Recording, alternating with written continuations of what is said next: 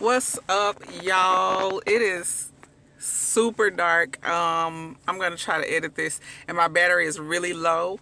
But so I'm gonna try to do this like super quick. But I wanted to do this while it was fresh on my a memory or whatever. I just went to go see Tom and Jerry, so I'm gonna hit y'all with this quick review.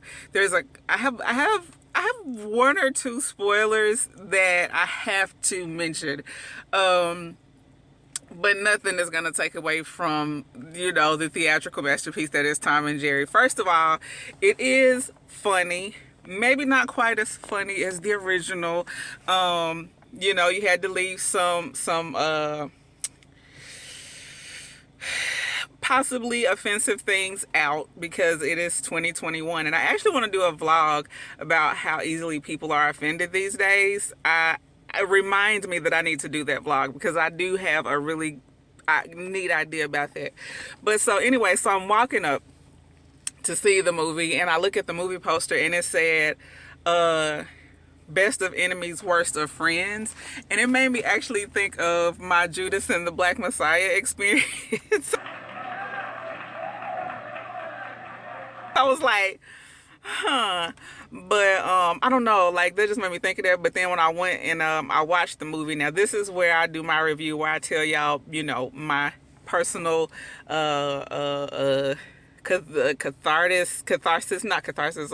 revelation that I get from the movie.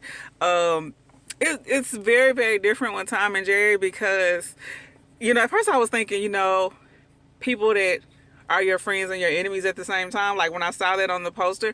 But then when I went and I watched the movie and I thought about how it all turned out and how it all worked out, it's totally different because Tom and Jerry was straight up. They knew that they didn't like each other, and they were very honest about the fact that they didn't like each other. Oh, I'm probably gonna have to re-edit this. But anyway, so, and when I was walking out and I took my picture by the poster, and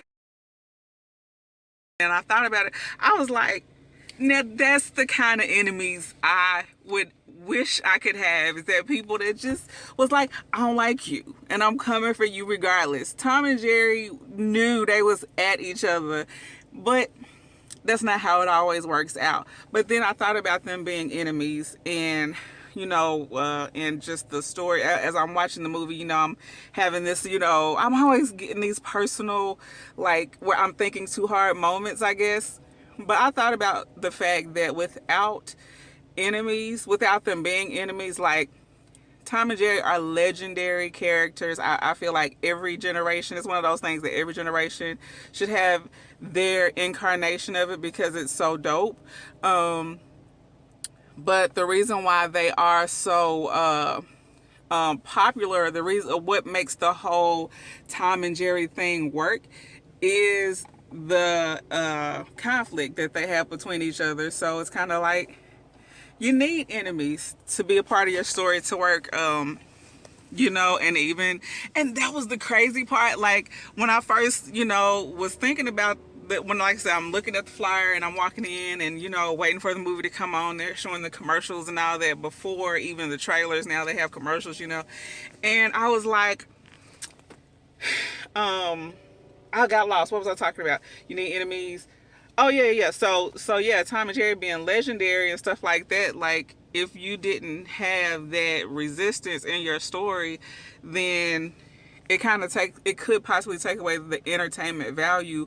Or I say entertainment value because it was a very funny movie, very entertaining movie, but just your effectiveness and what makes your story your story. So be them up front. And that's what I was saying. I'm gonna have to cut that part out. I was talking about Judas and the Black Messiah. So when I saw the flyer, the movie poster, I was like, is this gonna be like like I had a Judas and the Black Messiah moment, because I definitely thought about the whole aspect of enemies and friends and all of that. And so yeah, and it was just kind of, I don't know, like I made the weirdest connection between Judas and the Black Messiah and Tom and Jerry. I know your man is working for your good. I called Judas. Y'all know I'm weird. Y'all been watching my vlogs. Y'all know I'm a strange person. But anyway, I'm gonna have to digress from all that because it really didn't even fit. But that was one of the first things I thought about, honestly. Um, but yeah, your conflict is what makes the story progress. Is what you call an antagonist. And I'm a writer, so I should have been aware of that before the Lord even was dealing with me about that. Is that you need kind of that push to your pull to keep the story moving along and to make your story effective. But yeah, it is funny. I will say it wasn't as funny, like I said, as the original. But the kids, there were a few kids there when I went to go watch it. They enjoyed it. They laughed at the movie. I think they laughed at me laughing at the movie some of the times, because I was like, oh yeah, that's yeah, oh my goodness, that was funny. And me, I'm gonna have a good time regardless. Of course, they brought back classic characters from the Tom and Jerry. Tom and Jerry had a lot of different, characters throughout their thing, and so they brought some of those characters to be a part of it. Y'all know the dog was in there. I think his name was Spike. I'm not sure. I can't remember the dog's name. I feel kind of bad. But yeah, so y'all know he was in there. He was funny in that movie. There's a love story in the movie, kind of, sort of. Yeah, there's a love story in the movie, definitely. And I personally feel like there was possibly up to 3 developing love stories in this movie. And y'all know I love a good love story. But if you watch it, you let me know what you think about some of the other couples or possible future couples that you see in this movie, because I definitely saw that. But one of the coolest thing, or one of the coolest things about this Tom and Jerry movie was their attention to diversity in the casting and in the story and everything. You had some Indian culture in there that was relatively accurate, in my opinion. Because I don't know a whole lot about Indian culture, and I say Indian, not Native American. I just need to make that distinction. I'm talking about India. So I thought that was cool. And there was a lot of black actors, and I think I looked at the cast really quick while I was watching the movie. I looked at it on Google, and I think there was some Hispanic characters.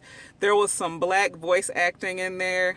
I almost don't want to spoil it because I was really impressed. But I do have to mention Lil Rel was in this movie, which is interesting because he was also in Judas and the Black Messiah, but he did voice acting in this movie. And I don't know if he's ever done voice acting before, but that really probably is his dopest thing to me now that I've seen or heard him do it. Like, his voice is very good for voice acting because his voice has a lot of character, a lot of fun in it. Like, it's raspy, so I think he could experiment with some maybe evil characters, but also, fun characters as well. I really enjoy Lil Rel's voice acting in this. I think his voice is very dynamic. Now that I've heard him do voice acting, I'm like, he should do this a lot because he's good. I don't know if he's done this before. I don't think I've ever heard him do it before, but I really, really, really, really enjoy his voice acting. The music was great in this movie. I really enjoyed the music. Now, here is where I'm going to give you a spoiler right quick. I was too tickled. It's not going to take away from how much you enjoy the movie, I promise. There's a scene in the movie, and I'm just chilling, and I'm like, do I hear Jodeci playing? And so they knock on Jerry's door, and Jerry comes out. I think he was probably taking a shower or something like that, and this man is bumping Jodeci. I was so done. If y'all know me, maybe y'all don't know me, but let me tell y'all something y'all might not know about me. I love me some Jodeci. Who doesn't? That was born in the 90s. Well, I was born in the 80s, but I lived in the 90s. Like, how you don't like Jodeci anyway. So that was like, oh, that just gave me everything. I was like, this boy listen to Jodeci? What? Okay, I'm sorry. I had a total moment with that. And that was the only part where the kids in the movie theater didn't have the same excitement as I did. Because I was like, this boy listening to Jodeci? Yeah, I will not. I was so beyond done when I heard that. Like, that gave me everything. So that was really funny. But yeah, it was a funny movie. It was very, very, very clean. I don't think there was any bad language. I think there may be, somebody probably said like what the fudge in it. And another thing that I thought was really cute was at one point they had like, which don't, now mind you, there was champagne, there was wine in the movie a little bit, not a lot, because they were celebrating. But there was also one scene where somebody had tore up a hotel room. I can't remember who it was. Probably was Tom&Jerry, more than likely. And it was so funny because there was like an empty bottle. The lady had an empty bottle in her hand, and I looked at the bottle, and it was Martinelli's sparkling apple juice. I was like, yo, that's my junk. Again, if you've been watching my vlogs, if you have met me, then one thing you probably know about me is I cannot stand the taste of alcohol. I've tried it. I just don't like it. I'm just going to be real with you. I don't know why y'all like it. Other than getting drunk or the feeling that it gives you, but it just doesn't taste good to me. So like seeing the sparkling apple juice was really cute and clean for the kids. They didn't have too much alcohol in the movie, I guess, but it was also like, yo, I love Martinelli's sparkling apple juice is the bomb. Welch's started making it recently. Don't buy it, get Martinelli's. If you want sparkling apple juice, go with the people who's been making it forever. I'm just saying. brand placement in the movie, definitely, but go with Martinelli's because it was it's the best juice. So there's my review on Martinelli's sparkling apple juice. Get it and not the Welch's. Welch's does grape juice. Martinelli's sparkling apple. And really, that is all I have about the movie. All I can really say is it's not a lot to talk about because it's really just a fun movie that you could definitely for real take your kids to go see it. They will like it at least a little bit. And I like the return to simple entertainment. Good music, good laughing, and good fun, and people just kind of coming together at the end. Like, I'm always going to appreciate movies that can give us that because there's so much drama and violence and bad endings and even, history and all those things, which I think, I'm not against those things, but it's cool to have something fun to go and watch. So take your kids to go see it. And if you are my age, and I was born in 1982, okay, so if you are my age or a little older than me, I think Tom&Jerry was probably around, like, in my parents' day, probably. I don't know. I think I was watching it. It was already old. But anyway, basically, if you're a grown-up, go see this movie.